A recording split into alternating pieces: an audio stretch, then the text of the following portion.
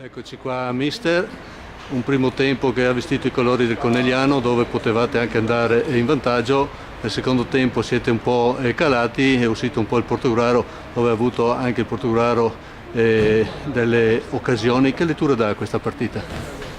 Guardi, è impossibile, sarebbe da presuntuosi pretendere di fare 90 minuti dominando una partita, e quindi quando incontri squadre forti come quella del Portogruaro ci sta di concedere dei minuti come predominio, però mi sembra che ci siamo difesi bene anche quando eravamo in difficoltà, e invece quando avevamo noi più gamba, più determinazione, mi sembra che abbiamo fatto una prestazione importante. Ha qualche episodio da recriminare e abbiamo visto anche una sostituzione, ha penalizzato un po' la sua squadra per infortunio?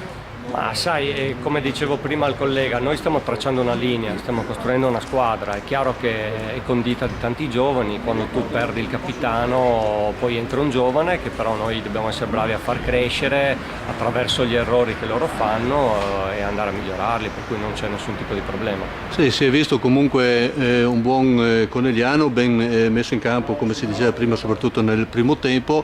Poi siete a pari punti con il Portogruaro, a ridosso della zona playoff, manca ancora 4 partite alla fine del girone d'andata, insomma ancora presto per far tracciare obiettivi a lungo raggio. Ma guarda, gli obiettivi si tracciano di partita in partita, per cui se noi saremo bravi continueremo nel nostro lavoro, nella crescita, nell'unità di intenti, nella compattezza, e riusciremo a fare dei punti e conquistare i playoff, ci faremo un plauso, altrimenti quello che dobbiamo fare è costruire una squadra per il prossimo anno dove serva a fare dei ritocchi, ma la squadra è già pronta, quindi questi sono i nostri obiettivi.